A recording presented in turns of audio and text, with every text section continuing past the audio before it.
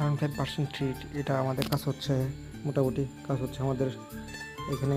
Yamaha FZ version 2 কারই কাজ হচ্ছে। আমাদের কাজগুলো খুবই ভালো। এখানে R15 ভার্সন 2 কাজ হচ্ছে, এখানে R15 ভার্সন 4 এর কন্টিনিউস করা হচ্ছে সার্ভিস।